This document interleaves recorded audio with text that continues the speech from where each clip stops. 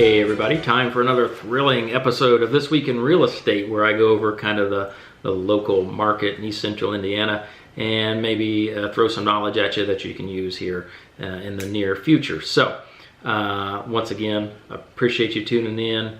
I appreciate your comments that you post, and as we're getting out a little bit more, it's a little bit warmer, and COVID is doing a little bit better around our general area. I do appreciate running into some of you and saying, hey, I checked out that last video and this was funny or that was informative or whatever.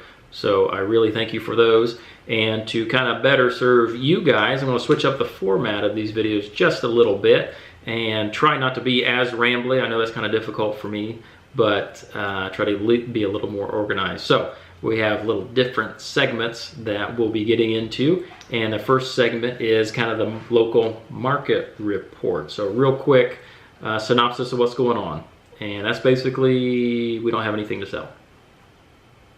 Pretty simple. Inventory is very, very low, and you can tell that by the numbers. So the numbers, I pulled Delaware and Randolph County this week, and what those numbers show are that in Delaware County there are 92 homes for sale. That's it. And of those homes, they range in price from $7,000 for a home all the way up to 1.6, and there's everything in between. And another agent today, Rebecca Hanna with RE/MAX, she went over some of the same information as well, and she kind of went out and said, okay, from 0 to 100,000, here's this many homes, from 100 to and on down the line. So very good information there. There's also in Delaware County 146 homes that are currently pending. So they've accepted an offer, but they're not yet closed. So that's kind of what's happening over in Delaware County. And then in Randolph County, it's obviously more rural, but there's only 18 homes for sale, and that's really ridiculous. I've never seen that before. So really, really low inventory, kind of makes it a seller's market, but yeah, it's buyer's market too, because the rates are so low. You know, a home you buy today on its face is more expensive because prices have gone up, but with the rates being so low, you're actually paying less than what you would have for that house a few years ago, even at a higher price. So it's kind of a weird paradox we're in right now. But anyway, Randolph County, we have those price ranges currently for sale, range from $12,000 on up to $425,000. And there are currently 37 homes pending. So that's like the really brief synopsis. I'm trying to keep these a little bit shorter for you.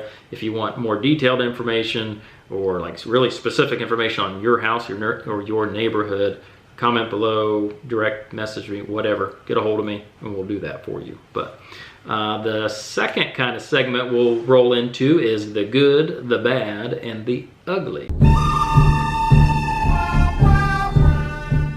So the good this week, I was able to attend kind of a luncheon business planning thing over in Indianapolis, and I was invited by Nikki, a good friend of mine and a fellow agent. Met her down in Louisville, and I moved up here, and then she moved up here a little bit later. She still does kind of Louisville business and Indy business, but anyway, thank you, Nikki, by the way, for inviting Autumn and myself to this thing, and it was really neat. It kind of goes into very long-term planning in the real estate agent kind of industry.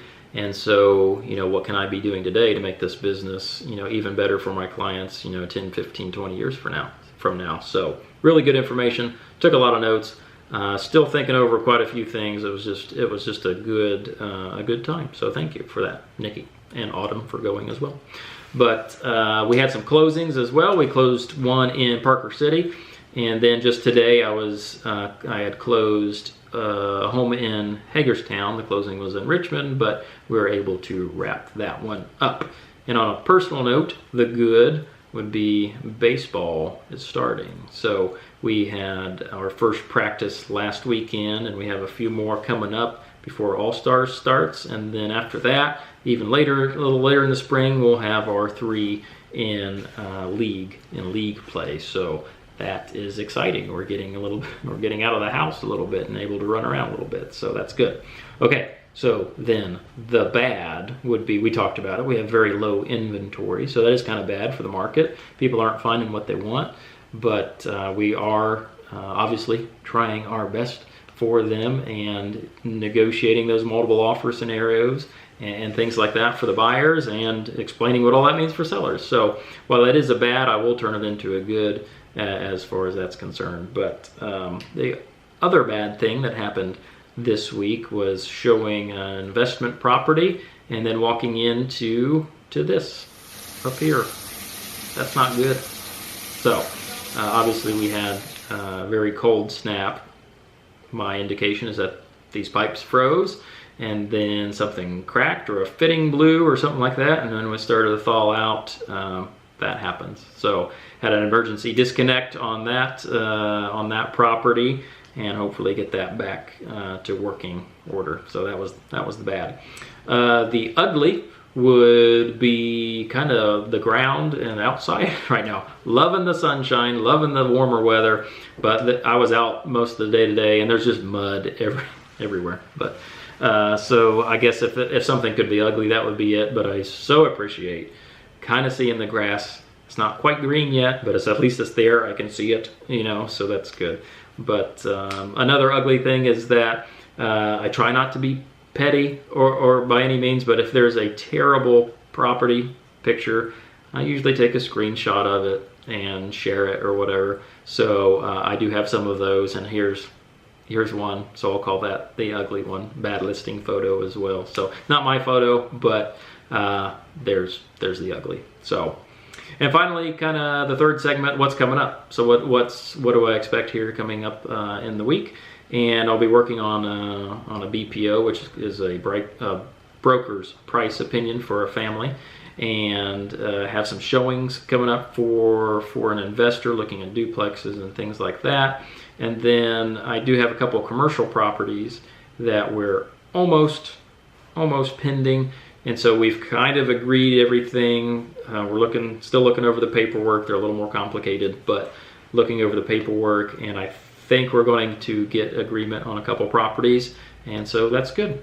I'm excited to see what developments are coming kind of in the local area, and good for the sellers and good for the community. So yeah, that was it. So once again, totally appreciate you guys tuning in, and it looks like this is going to be an 8-minute video. Sorry, I guess I couldn't pare it down any, but if you want any topics covered or have any questions, go ahead and comment below, and I'll address those for the next time. So until then, thank you for checking it out, and we'll see you.